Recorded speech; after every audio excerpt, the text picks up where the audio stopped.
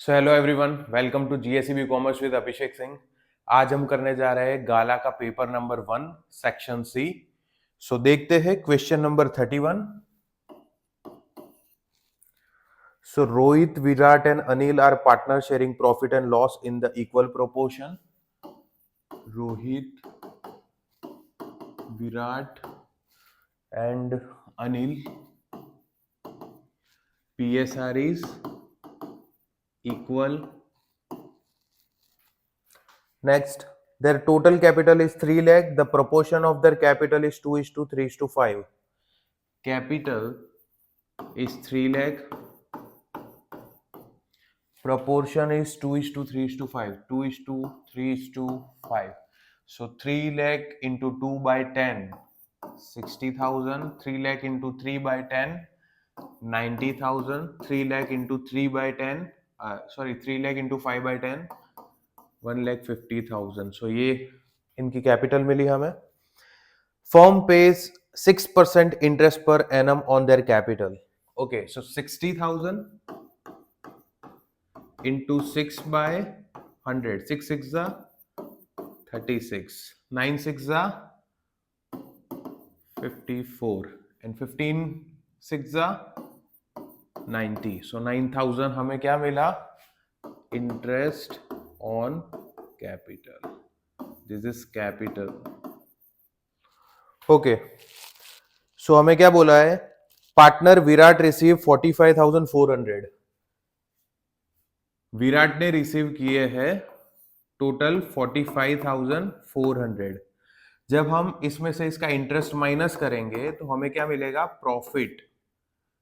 So 40,000 is the profit. अब हमें question के स्टार्टिंग में क्या बोला था कि प्रॉफिट शेयरिंग रेशियो कितना है? 1:1:1. तो अगर विराट को 40,000 प्रॉफिट मिला होगा तो रोहित को भी 40,000 मिला होगा एंड अनिल को भी 40,000 मिला होगा.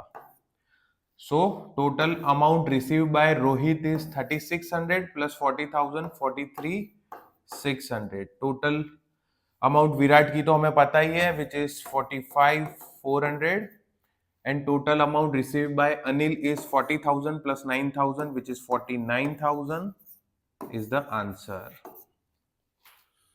तो हम करेंगे क्वेश्चन नंबर 32, आजू बाजू काजू. क्वेश्चन नंबर 32, आजू बाजू and Kaju are the partners of a partnership firm. Their profit sharing ratio is 5:4:3. 5:4:3 by 12 by 12 by 12.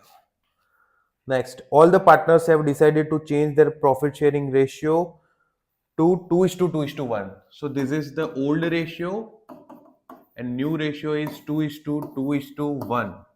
Divided by 5, divided by 5, divided by 5. From this information, find out the gain ratio. Now, the formula of gain is equal to new ratio minus old ratio is equal to 2 by 5 minus 5 by 12. Okay, 5 12s are 60, 12 2s are 24, 5 5s are 25. So minus 1 by 60. अगर answer minus में आता है तो वो क्या होगा? Sacrifice. Next is, ये था आजू का. अब बाजू का देखते.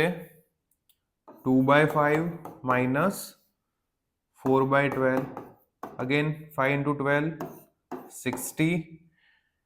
12 2s are 24, 5 4s are 20 is equal to 4 by 60 is the gain. And last is Kaju. Kaju is equal to 1 by 5 minus 3 by 12 is equal to 12 5s are 60, 12 1s are 12, 5 3s are 15 is equal to minus 3 upon 60 is the sacrifice. Answer. So now we will start question number 33. Past journal entries with the time of dissolution for the following transaction without narration. First entry हमें बोली है, if the balance sheet in the balance sheet land and building is 8 lakh, investment is 2 lakh, are disclosed respectively, 9 lakh and 1 lakh 50,000 are realized from then। okay, so सबसे पहले हमें land and building और investment की value दी है, तो सबसे पहले हम उसकी एंट्री करेंगे realisation account debit to land and building account to investment account। here land and building value is 8 lakh, investment value is 2 lakh, and total value will be 10 lakh। जिसमें हमें क्या बोला है कि लैंड और बिल्डिंग से हमें रियलाइज हुए हैं 9 लाख एंड इन्वेस्टमेंट से रियलाइज हुए 1,50,000। सो टोटल हमारे पास कितने आए 10,50,000। ओके, सो सेकेंड एंट्री होगी bank account debit to realisation account. So second entry is bank account debit to realisation account being 10,50,000 realized from sale of land and building and investment। Okay, तो ये थी आपकी first entry. अब बात करते हैं second entry की। Second हमें बोला है goodwill is not disclosed in the book but 50,000 are realised from them. Okay, so अगर बुक में एंट्री नहीं होगी तो ये दो एंट्री में से फर्स्ट एंट्री नहीं होगी, डायरेक्ट जो हमारे पास पैसे आए, जो वैल्यू रियलाइज हुई, उसकी एंट्री होगी।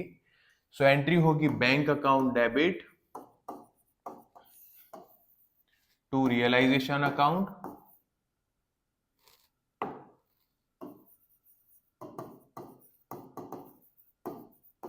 ओके, गुडविल की अमाउंट कितनी है 50,000। And last entry is income tax liability is now payable 30,000 is not recorded in the book। so यहाँ पे भी अगेन जो हमें लाइबिलिटी पे करनी है वो हम पे कर लेंगे, जब पे करेंगे तो बैंक में से पैसे जाएंगे। तो थर्ड एंट्री होगी realisation account debit to cash and bank account being tax liability of 30,000 paid। यहां पे बोला है नरेशन नहीं लिखने का, पर अगर जरूरत पड़े तो हमें आना चाहिए लिखना, राइट। नेक्स्ट हम करते हैं question number 34। So how would you deal with the following balances disclosed in the balance sheet at the time of dissolution of the partnership firm। जिसमें हमें सबसे पहले बोला है जनरल रिजर्व। सो जनरल रिजर्व जो है वो हमारी रिजर्व है, अक्यूमुलेटेड प्रॉफिट है, तो हम वो पर्टिकुलर अमाउंट को पार्टनर के कैपिटल अकाउंट में या फिर करंट अकाउंट में डिस्ट्रीब्यूट कर लेंगे। तो उसकी एंट्री होगी general reserve account debit to partners capital और current account, right। second is workman accident compensation fund। again guys, workman compensation accident fund वो भी हमारी एक रिजर्व है, accumulated profit है, तो वो भी डिसोल्यूशन के टाइम पे डिस्ट्रीब्यूट होगा in partners capital account. So यहां पे आएगा workman accident compensation reserve account debit to partners capital और current account. And third is depreciation. So depreciation जो है वो हम असेट के अगेंस्ट चार्ज करते हैं, तो यहां पे थर्ड एंट्री आएगी depreciation account debit to realization account.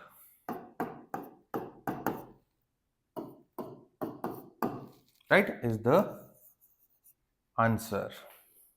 So next question करते हैं 35.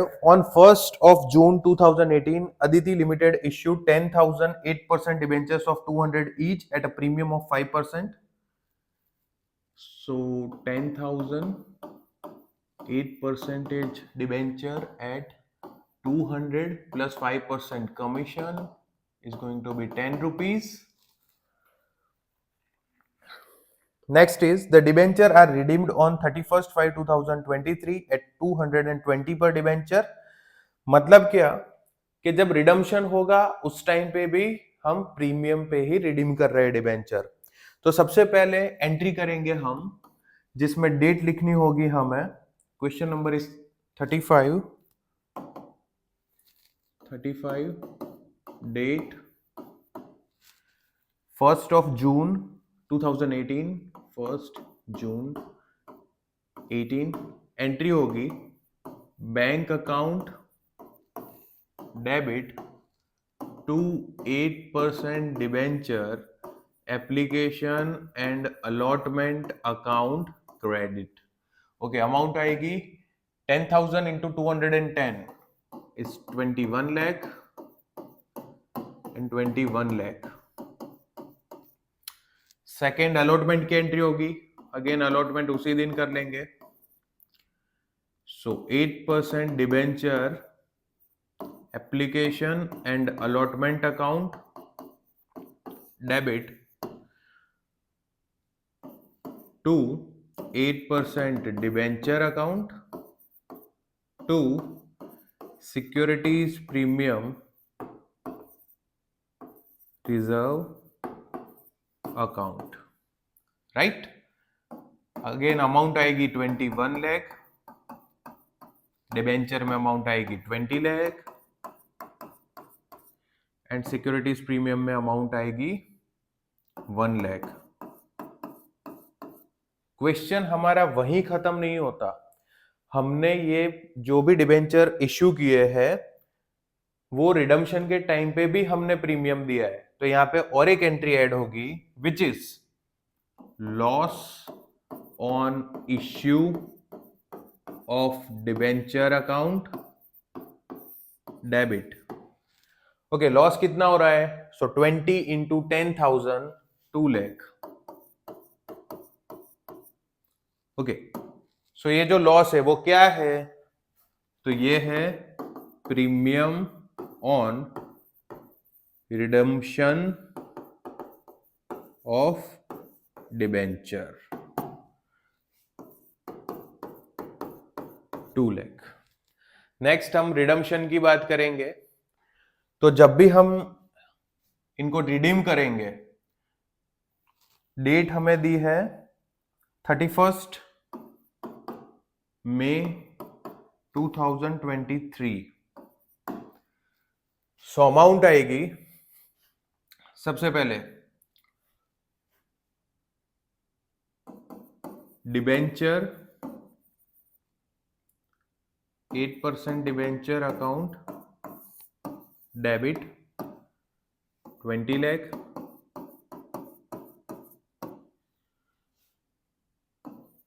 Premium on redemption of debenture account debit 1 lakh.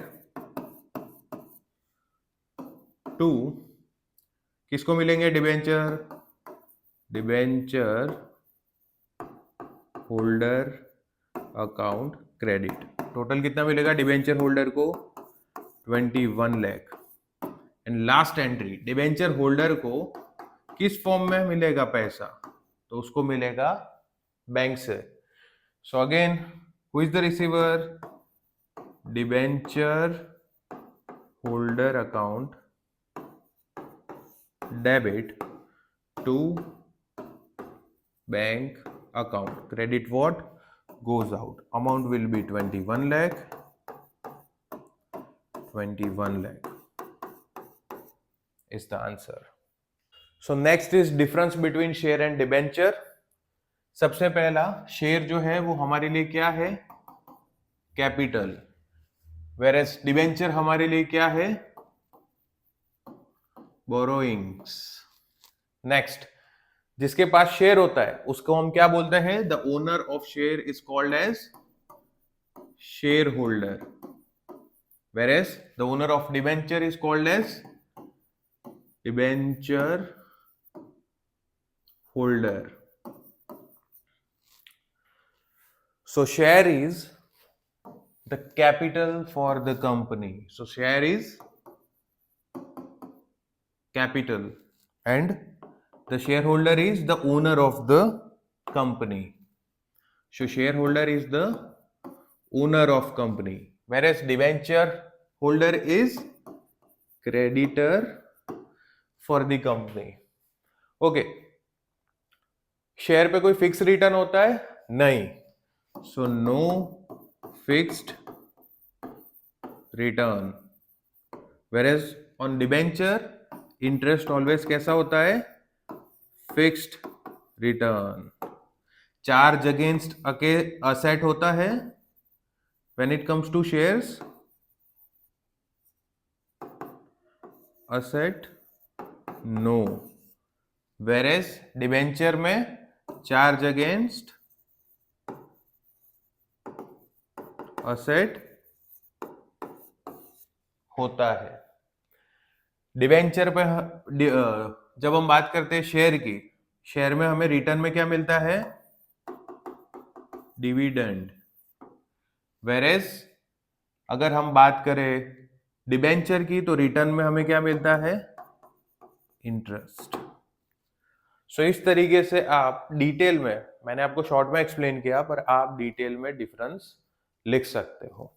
यहां पे हमारा सेक्शन सी खत्म होता है। Thank you.